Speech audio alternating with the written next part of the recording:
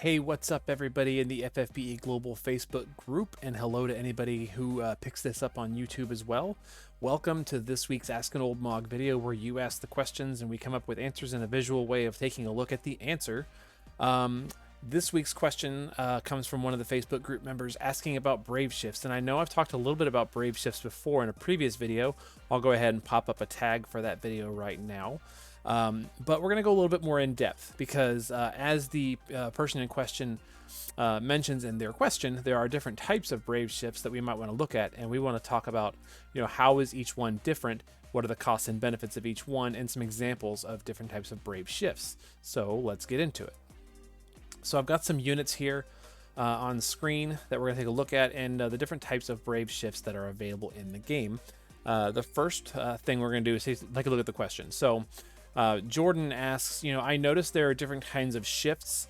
There's limit shift and roll shift and trance from what I've seen. Are there any differences between them, and are there any other kinds of shifts? Now, I didn't necessarily post this part of the question, but Jordan also mentioned being new to the game, new to the group, or not new to the game, returning to the game after a long period of time. And so I've actually been talking about this a lot with a friend of mine who's recently come back to the game as well, about different types of brave shifts and, who can be used for what kinds of things. And so I'm really glad that you're asking this question, because for a new player to come back and just suddenly have to understand all the ins and outs of brave shifts and gearing units and all of that, it's a lot to take up. So I'm glad to get a chance to talk about this with us here, Jordan. Thank you so much. You're absolutely right. There are just those three types: roll shift, trance shift, and limit shift. And we're going to talk about them and go a little bit further.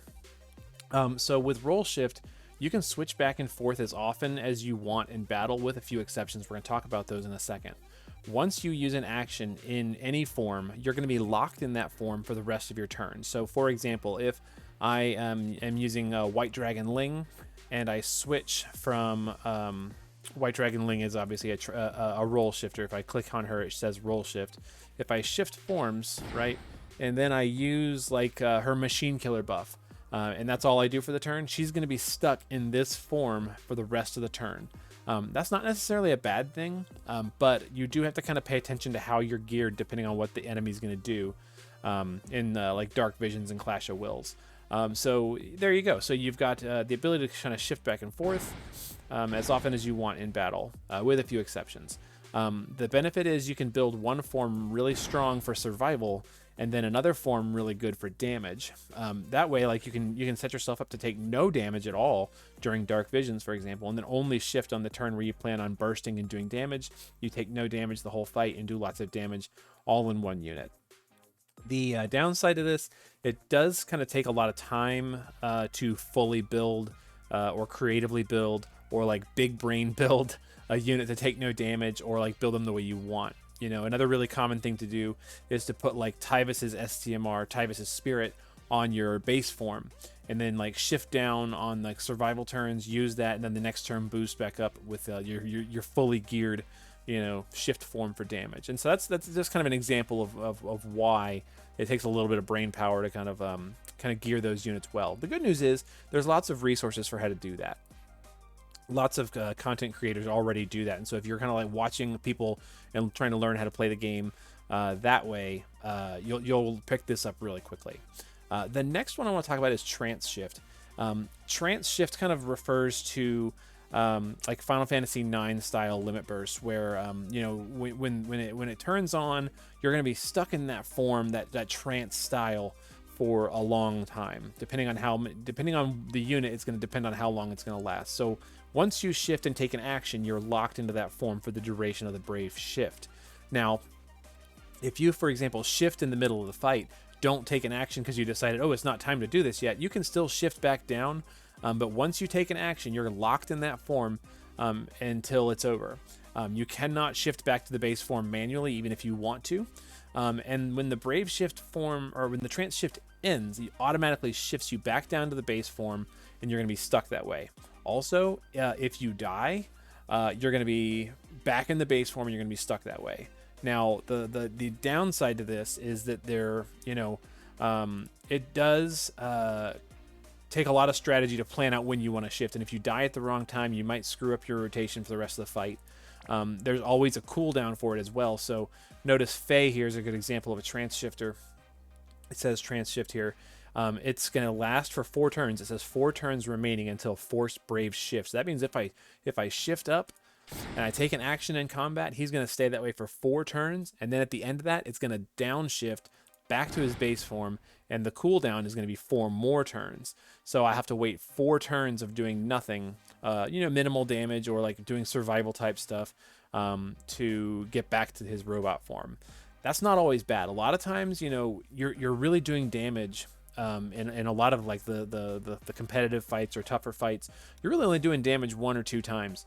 If you're going for like really fast clear type strategies. So trance shifters are not necessarily a bad thing. You do put all your damage into your transform, go nuts with damage for a few turns, and then focus on survival the rest of the time. But you do have to be very strategic about when you do it, because you might not be able to shift when you want to. You gotta be real careful where you put your support abilities and stuff like that, because you might have to like queue them all up on one turn and then shift up and do damage that way. But that's trance shifting. Now there is the other type, the limit shift or the super limit burst character. Rather than shifting forms, the limit burst of this unit changes to be an upgraded, often more powerful version of the attack or the ability.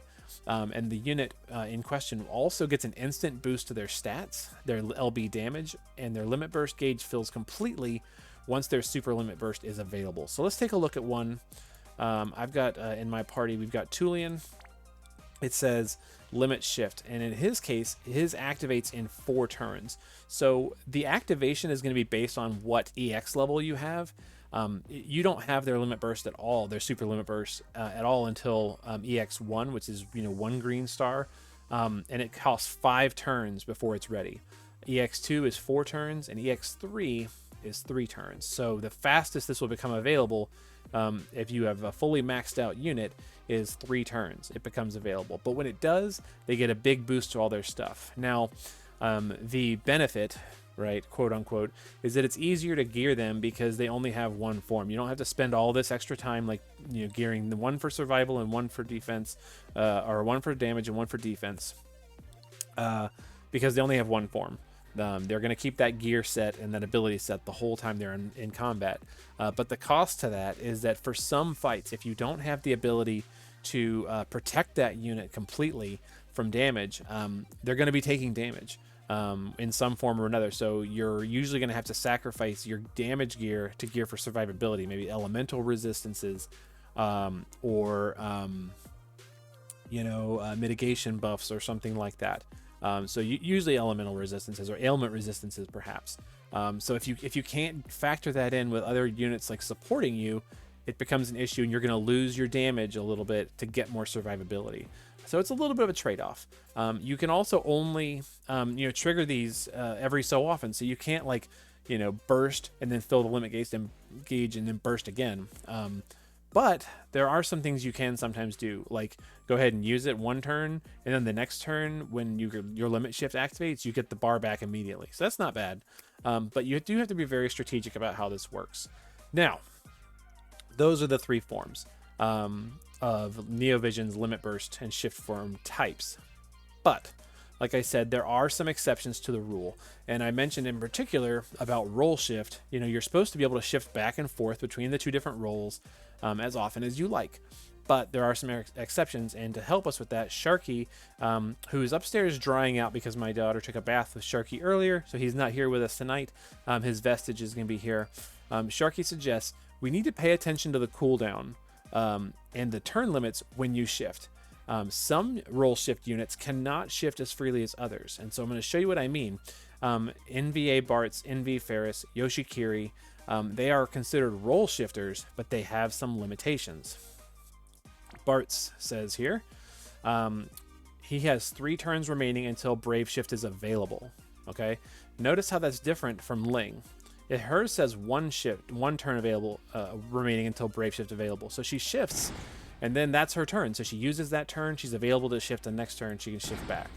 Bartz is 3 turns. So if he shifts in combat, he has to stay in this form for 3 turns, and then he will shift back automatically.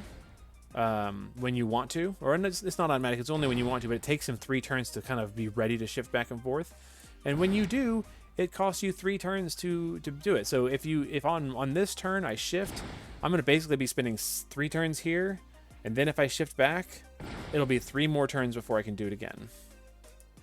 Ferris is a little bit different. Ferris is 3 turns until the Brave Shift is available, and the cooldown is only 1 turn. So in her case, if I shift forms, I'm going to be stuck this way for 3 turns, and then once I shift, I have to do 1 turn, and then I can shift back, which is going to then take 3 more turns, and then I can shift down, and then I have to wait 1 turn, and then I can go back. So hers is a little more complicated, but it's really important to pay attention to these numbers, and they're right down here at the bottom. Cooldown and Brave Shift available remaining. You want to pay attention to those to kind of really plan out and strategize based on what abilities you need. Some ways to get around this involve, starting in, like for Ferris, for example, you start in the shift form. That way you don't have to worry about it. You've already got your 1 turn cooldown, and you can just shift and hang out in this form for a few turns, and then go back if you need to. Usually with Ferris, after 1 or 2 casts of her limit burst, the fight's over, depending on what you're fighting. That's kind of the whole point for her. Okay, Bart's, his doesn't really matter, except for the fact that his 2 roles have pretty different skill sets. One is, more combat focused, and the other is more like elemental support focused. And so, depending on what you're trying to use Bart's for, you might need to be careful about what form you start in and what form you shift back and forth when you do it. So that's Sharky's suggestion, is to really pay attention to the cooldown and turn limits when you shift. And that's really pretty much it. So there's those 3 different types, like we said: roll, trance, and limit shift. Gotta pay attention to the costs and benefits of each one when you're putting your team together.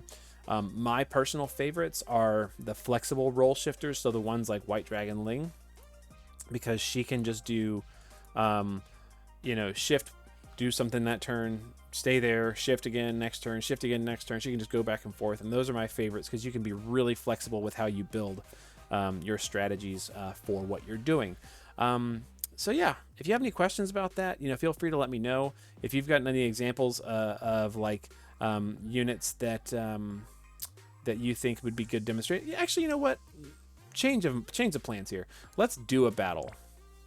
Let's actually go into one so we can demonstrate this, because I think it's important to see it. So we'll go into something that's not going to kill us.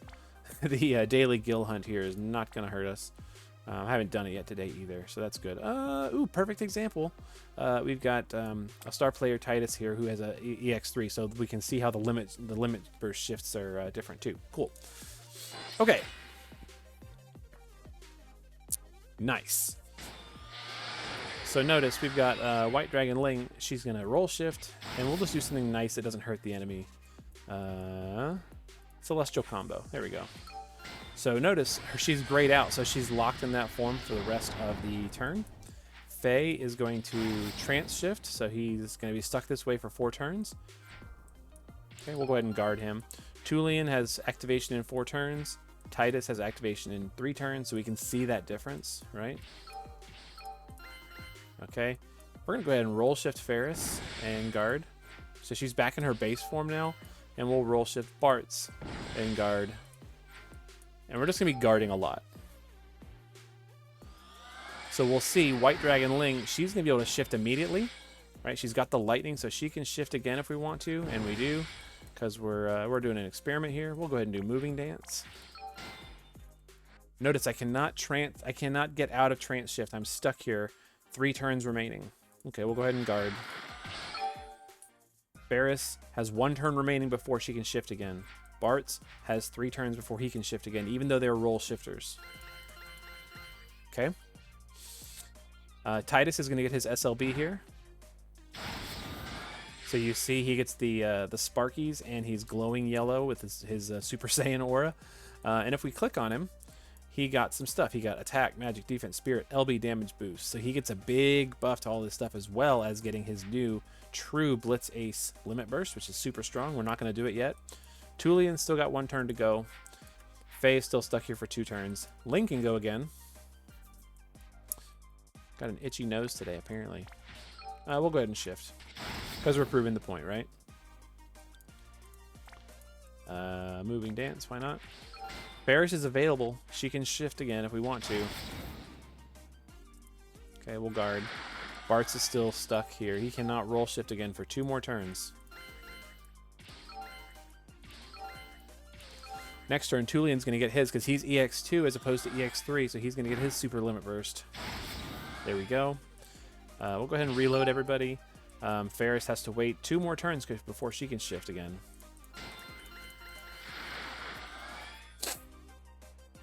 Alright. Faye's Trance Shift ended, so it knocked him back down to his base form, and he has to wait for 4 more turns. Bartz is now available. He can shift if he wants to. Why not? Gain a job level, Bartz. Ferris is still stuck here for 1 turn. So you kind of get the sense that, like, you know, you just got to pay attention to those numbers and, like, the flow of battle. It gets a little complicated sometimes. But with enough planning, you can get that figured out. So let's go ahead and blow these guys up.